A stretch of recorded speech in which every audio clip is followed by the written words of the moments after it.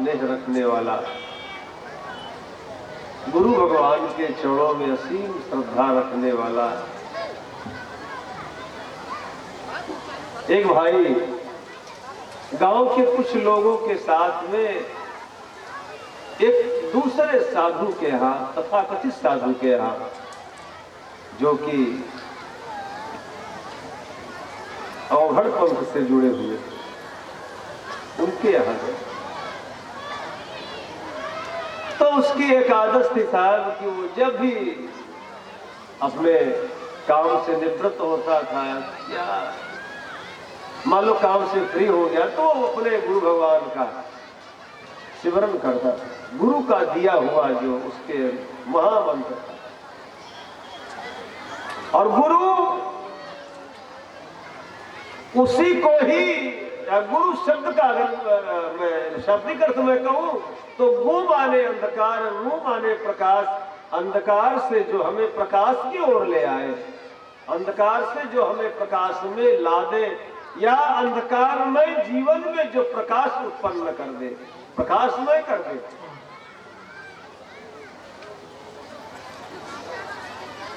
गुरु की सबसे बड़ी परिभाषा यही है, गुरु हमारे जीवन की नैया का कर्णधार होता है, गुरु हमारी जीवन की नैया का खेवनहार होता है। गुरु के ही नाव पर हम सवार होते हैं, और गुरु के ही नाव पर सवार होकर के हमें अपने मंजिल को प्राप्त करना होता है। चाहे वो कहीं भी जाता था तो अपने अपने गुरु भगवान का नाम जो है अपने होठों पर, अपनी जुबान पर रखता है। कोई भी कार्य करे, भोजन करना हो तो श्री गुरुदेव भगवान की जय।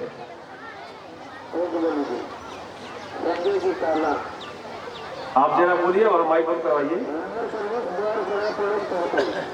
बंद करवाइए माइक। हम समापन कर रहे हैं बहुत जल्दी।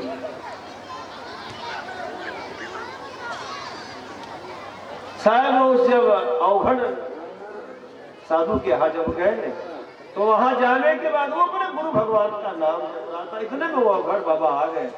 बोले तू क्या बक रहा है यार? बोले महाराज मैं मेरे गुरु भगवान का नाम सिमरन कर रहा हूँ, मेरे गुरु भगवान, मैं मेरे गुरु भगवान का आश्रित हूँ। तो उसने कहा कि भाई तू हमारे यहाँ आया है तो कम से कम हमारा तो नाम ले, क्योंकि यहाँ का बादशाह मैं हूं, मेरा तू नाम ले, तो मेरी बड़ाई कर। तो उसने कहा महाराज क्षमा करे, मैं तो ऑलरेडी बिका हुआ माल हूं, मैं बिक चुका हूं, मैं बिका हुआ हूं। और साहेब मैं निवेदन करूंगा, वो बड़भागी है जो गुरु के चरणों में लुट जाते हैं, बिक जाते हैं, बड़े भाग्यशाली। उसने कहा कुछ भी हो, लेकिन भाई जब तक तुम यहां रहो तब तक कम से कम तो मेरी बड़ाई करो। तो उसने कहा कि अरे महाराज आप भी, उसने कहा बेटा अगर ऐसा नहीं करोगे तो तुमको श्राप दे दूंगा, मर जाओगे।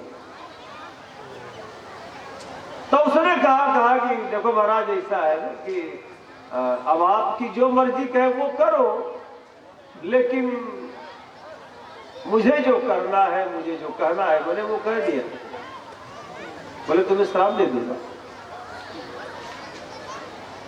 एक बार उसको भय लगा मृत्यु का, करे ये क्या कह रहे हैं साहब। थोड़ी देर के बाद उस अवघड़ बाबा ने कहा कि जाओ तुम मेरी बात नहीं मान रहे हो, आज रात्रि के 12 बजे तक तुम्हारी मृत्यु हो जाएगी, आज रात के 12 बजे तक तुम्हारा काम खत्म।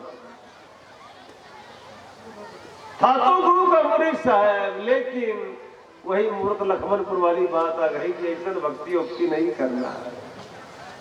थोड़ी देर में हिल गया साहब वो, किसी तरीके से समय बीता, वहां से भागा आया अपने गुरुदेव भगवान के चरणों में। वहां आने के बाद प्रणाम किया, दंडवत किया। बोले बेटा कैसा है? तो बोले महाराज क्या बताऊं, आज मेरे गांव के कुछ लोग जा रहे थे, मैं उनके साथ वहां चला गया।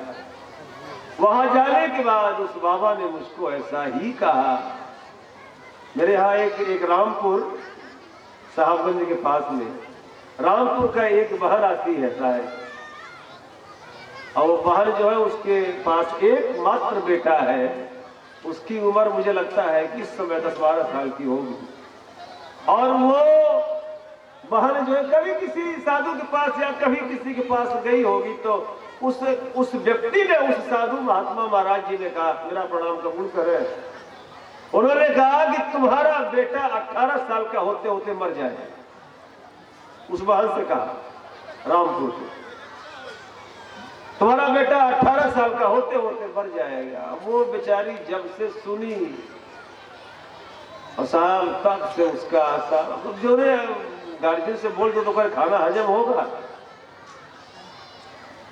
कहीं से सुनते सुनते साहब वो आई बढ़ौना, उन्होंने कहा कि बाबा फला ने ऐसा कहा, तुम्हारा बेटा मर जाएगा। बाबा हम क्या करें?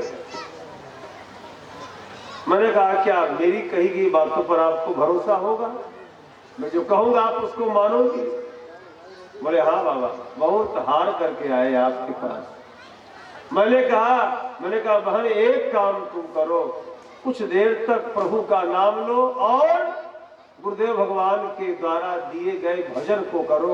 और मैं निवेदन करूंगा साहब कि भजन में इतनी ताकत होती है कि एक बार यमराज का पल्ला भी फाड़ के फेंक दिया जाता है।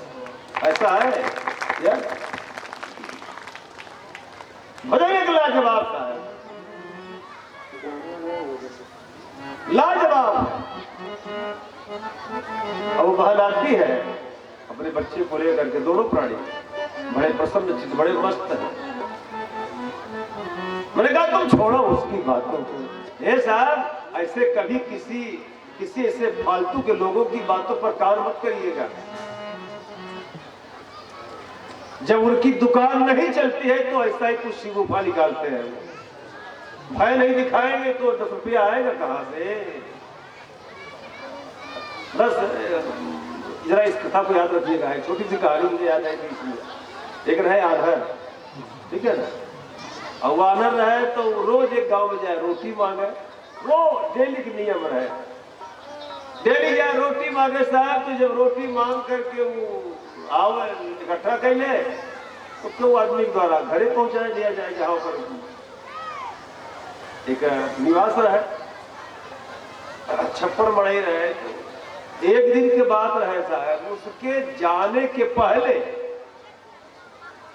एक दूसरा अंधा उस गांव में पहुंचा और पूरी रोटी मांग लिया।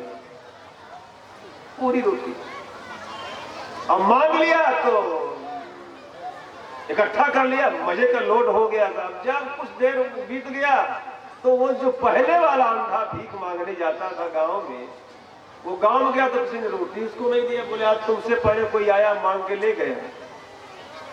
बड़ा चिंतित हुआ, हमारे क्षेत्र में कौन आ गया भैया?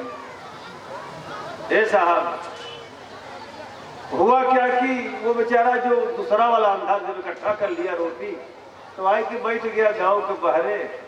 तो सोचे लगा कि हमको भी अपने जाना है गंतव्य पर, कैसे जाए? तो उसने जुगाड़ बनाया।